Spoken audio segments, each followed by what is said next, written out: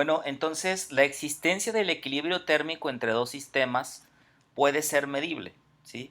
A través de un sistema intermediario, que en este caso lo vamos a conocer como termómetro. Entonces, podemos tener dos sistemas completamente independientes entre sí, cada uno con sus respectivas propiedades físicas, y podemos estimar eh, en una escala la temperatura a la que está cada objeto, ¿sí? Estas escalas muchas veces son escalas que se construyen de manera arbitraria. Por ejemplo, la escala de los grados Celsius, en donde tenemos, que posteriormente lo vamos a ver, el punto de hielo y el punto de vapor, en donde tenemos que el punto de hielo del agua, ¿sí?, va a representar el grado cero, y el punto de vapor del agua va a representar el grado 100. Sin embargo, no siempre estas escalas obedecen pues a un estado de materia absoluto, como vamos a ver posteriormente. Entonces, para todo sistema existe una función de variables independientes, tal que toma el mismo valor para todos los sistemas que se encuentran en equilibrio térmico entre sí.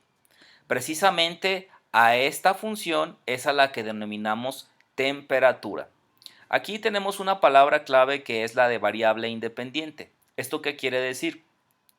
Cada objeto tiene sus propias características intrínsecas, y una de esas características intrínsecas es tanto el estado de materia, que puede ser líquido, sólido, gaseoso, plasmático, etcétera, como también la propia temperatura o el propio calor que ese objeto tiene intrínsecamente, ¿sí? Entonces, la temperatura, ¿sí?, es un tipo de variable independiente, o sea, un tipo de característica propia de cada objeto, ¿sí?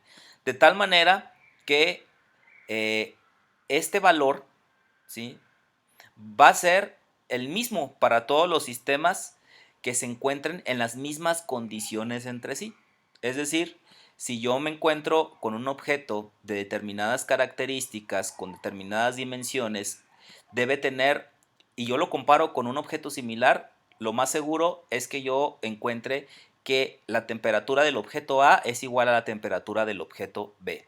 ¿De acuerdo? Entonces, a esta variable independiente, a esta variable intrínseca de la medición del calor, es a lo que yo voy a conocer como temperatura, ¿sí? Entonces vamos a ver aquí que hay termómetros y escalas de temperatura empíricas, como las escalas de Celsius, la escala de Fahrenheit, la escala de Kelvin, ¿sí?, que toman como punto de referencia también lo que habíamos comentado acerca del punto de hielo y el punto de evaporación del agua. Entonces, es importante reconocer que para establecer la escala de temperatura, ¿sí?, habrá que elegir en primer lugar un sistema de referencia. Esto es, primero, un termómetro. Y los termómetros, bueno, tienen diferentes formas y diferentes grados de precisión. Entonces, en este sentido, podemos tener un termómetro de mercurio, ¿sí?, o un termómetro de líquido en vidrio, ¿sí?, que puede medirnos la temperatura en escala de grados Celsius o en escala de grados Fahrenheit. Podemos tener otro termómetro, un termómetro de gas, que también podamos escalar en una escala de grados centígrados, etcétera. Entonces, aquí tenemos ejemplos de termómetros que se pueden utilizar. El más común de todos y el más fácil de leer es el termómetro de líquido en vidrio. Este termómetro tiene, como se ve evidentemente, un líquido que suele ser mercurio, ¿sí? Este líquido está contenido dentro de un cristal diatérmico, obviamente, y conforme la transmisión del calor se va proyectando dentro del cristal, el líquido va subiendo, va generándose un desplazamiento. El otro termómetro es el termómetro de resistencia. Este termómetro de resistencia es utilizado también en procesos industriales y está compuesto con un hilo metálico o con una barra metálica que normalmente son de platino. Tienen un grado de precisión también muy bueno, ¿sí? Pero el principio de uso, pues como se puede ver en la imagen, es completamente distinto.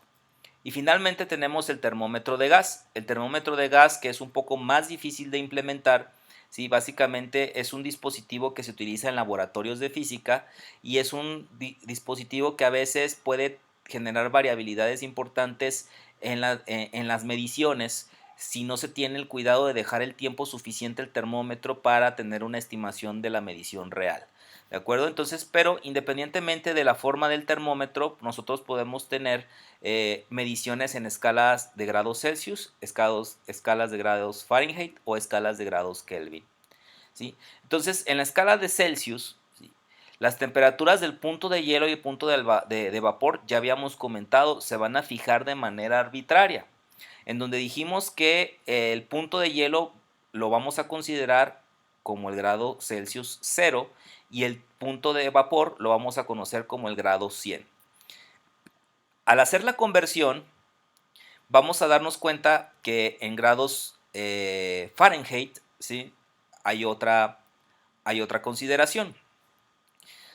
0 grados Celsius es igual a 32 grados Fahrenheit y 100 grados Celsius es igual a 212 grados Fahrenheit. Por lo tanto, aquí vamos a ver, aquí hay que reconocer una cosa, la diferencia de las escalas. En el caso de la escala de grados Celsius es evidente que hay entre el 0 y el 100 99 unidades, ¿de acuerdo?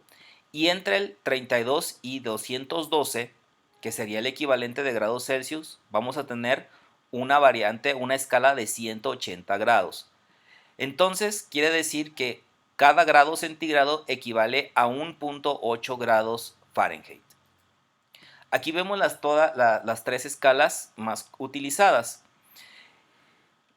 Lo que se considera como grado Celsius 0, que es igual al punto de hielo del agua, ¿sí?, representa numéricamente 273 grados Fahrenheit o 32 grados, perdón, 273 grados Kelvin o 32 grados Fahrenheit.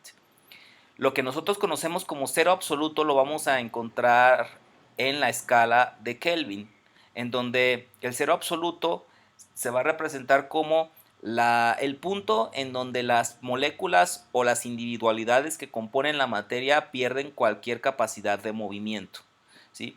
Esa escala de grados Kelvin, que en este caso representaría el cero absoluto, es igual a una temperatura en grados Celsius de menos 273 grados o en grados Fahrenheit de menos 460 grados.